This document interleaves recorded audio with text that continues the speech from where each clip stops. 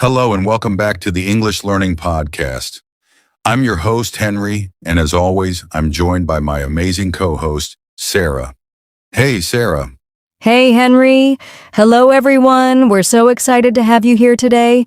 If you're learning English and want to speak fluently, then this episode is for you. That's right.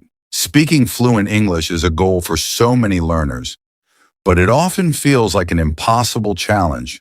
Maybe you've been studying grammar and vocabulary for years, but when it's time to speak, you just freeze. Or you start translating in your head, and by the time you find the right words, the conversation has already moved on. Exactly, but don't worry. Today we're going to break it all down.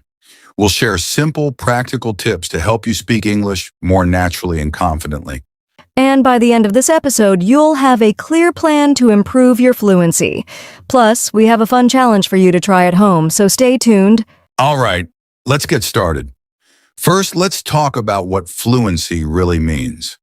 Sarah, what do you think? So before we dive into the strategies, let's take a moment to really understand what fluency means. Sarah, when someone says, "I want to be fluent in English," what do you think they actually mean? Great question. A lot of people think fluency means speaking fast or speaking without any mistakes, but that's not actually true. Right. Fluency is not about speaking quickly. It's about speaking smoothly and naturally. Exactly. If you can express your thoughts clearly without constantly stopping or translating in your head, then you're already on the path to fluency. That's such an important point. I think many learners get discouraged because they feel like they have to be perfect. Yes, but think about it. Native speakers make mistakes all the time. We pause, we say or We even forget words sometimes, but we keep the conversation going, and that's what fluency is all about. That's a great way to put it. And fluency also includes understanding. English well. If you can listen and respond naturally in a conversation, that's fluency. Yes, fluency is not just about speaking, it's about communicating comfortably. Exactly. So if you're listening right now and thinking, "I still make grammar mistakes," or "I don't know enough big words," don't worry. You don't need perfect grammar or a huge vocabulary to be fluent. Right. What really matters is confidence, practice, and knowing how to keep a conversation going, even when you don't know every word. That's such a good point. And that's why in the next part, we're going to share some powerful strategies to help you improve your fluency step by step. So, get ready. We'll give you practical tips that you can start using today. All right, now that we know fluency is about speaking smoothly and naturally, not perfectly, it's time to talk about how to get there. Sarah, what's the first strategy? This is a big one. Many learners translate from their native language to English in their heads before speaking, but that actually slows you down. Yeah, because by the time you find the right words, the conversation has already moved on. Exactly. Instead of translating, train yourself to think directly in English. Start small. Describe what you're doing in your head in English.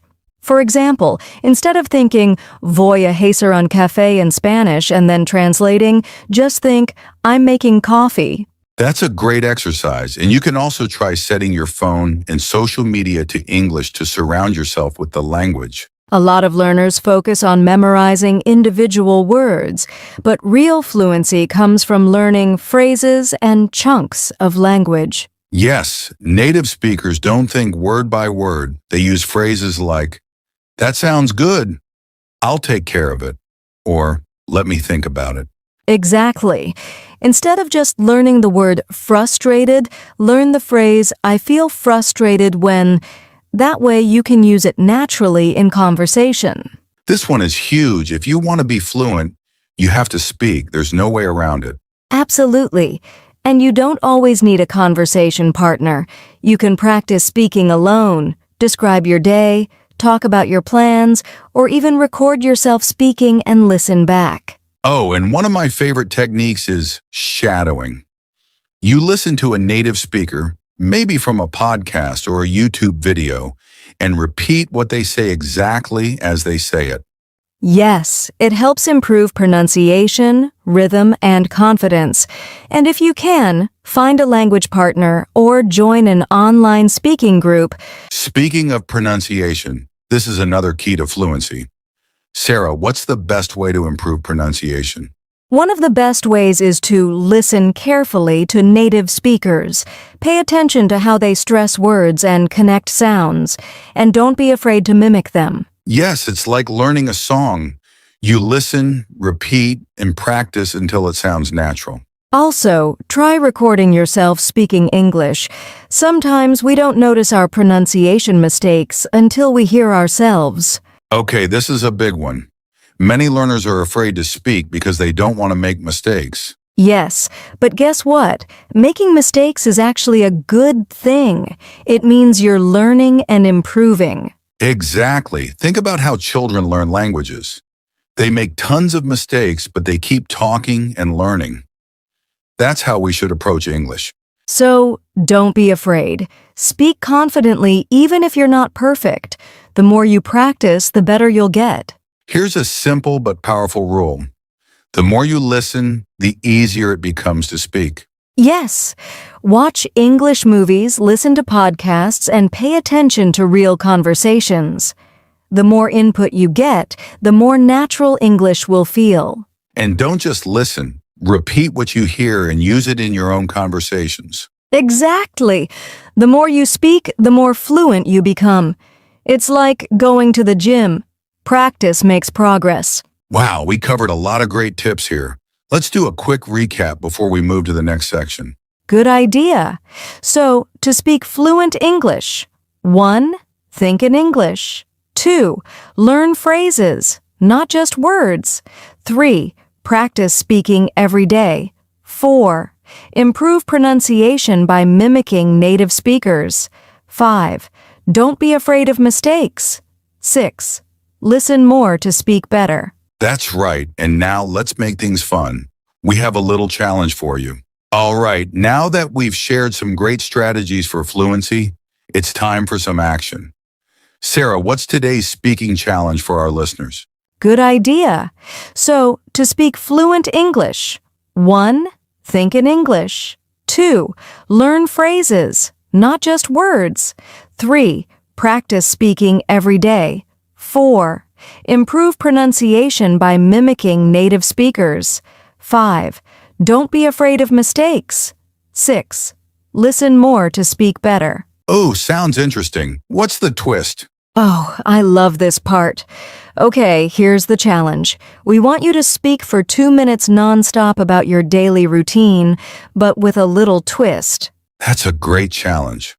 And don't worry if you make mistakes. The goal is fluency, not perfection. You can't use filler words like or like. The goal is to keep speaking smoothly, even if you need to pause and think. That's a great example. And for those who want an extra challenge, try recording yourself and listening back. It helps you catch small mistakes and improve your pronunciation. Exactly. And if you get stuck, just take a deep breath and keep going. You can describe things in a simple way. For example, instead of saying, I wake up at 7 a.m., then I prepare breakfast and go to work, you could say, in the morning I open my eyes. I feel sleepy, but I get up. Then I eat something small before I leave the house. See? No complicated words, just smooth speaking. We'd love to hear from you. So after this episode, grab your phone, hit record, and try speaking for 2 minutes about your day without stopping. Yes, and if you want, you can even post your recording or a short video in the comments or share it with a language partner. All right, have fun with the challenge. Up next, we'll talk about some common mistakes that stop people from becoming fluent and how to avoid them. All right, now that we've given you some powerful strategies and a fun speaking challenge, let's talk about something just as important, what not to do. And remember, fluency comes with practice. The more you speak, the more confident you'll become. So, mistake number 1, using too many fillers. You know, words like um, uh, like, or you know. Yes, because sometimes small mistakes can slow down your fluency progress. So let's go over some of the most common mistakes English learners make and how to fix them. So instead of saying, I went to the store and bought some, apples, try pausing instead of filling the silence with or like. Ah, yes. These words make you sound less confident. And while native speakers use them sometimes, too many can make it harder for people to follow what you're saying. Okay, here's another mistake. Translating directly from your native language. Yes! A little silence is better than too many filler words. It makes you sound more fluent and confident. For example, in some languages, you might say, I have 30 years instead of I am 30 years old. Yes, many learners do this, but English has different sentence structures and expressions. This is an interesting one. Some learners think that fluency means speaking super fast, but that's actually a mistake. Exactly. A good way to fix this is to learn phrases as they are used in English, instead of trying to translate word by word. And on the other hand, speaking too slowly can make you sound unsure of yourself. Yes, speed doesn't equal fluency. If you speak too fast, you might make more mistakes and be harder to understand. This might be the biggest mistake, being too afraid to speak. The key is to find a natural pace. Speak clearly, take your time, and don't rush. Oh, I see this all the time. Many learners understand English perfectly but avoid speaking because they're scared of making mistakes. Here's another mistake, using the same basic words over and over. Yes, it's much better to speak with mistakes than to stay silent. No one expects you to be perfect. For example, instead of always saying good, you could say fantastic, wonderful, or amazing. Yes, many learners rely on simple words like good, bad, big, or small, but English has so many ways to express ideas. All right, let's quickly recap the common mistakes to avoid. 1. Using too many filler words like and 2. Translating directly from your native language. 3. Speaking too fast or too slow. 4. Avoiding conversations because of fear of mistakes. 5. Using the same basic words instead of expanding your vocabulary. A great way to fix this is to write down new words and actually use them in conversations. Exactly. And coming up next, we're going to give you some motivation and encouragement to keep going on your English fluency journey.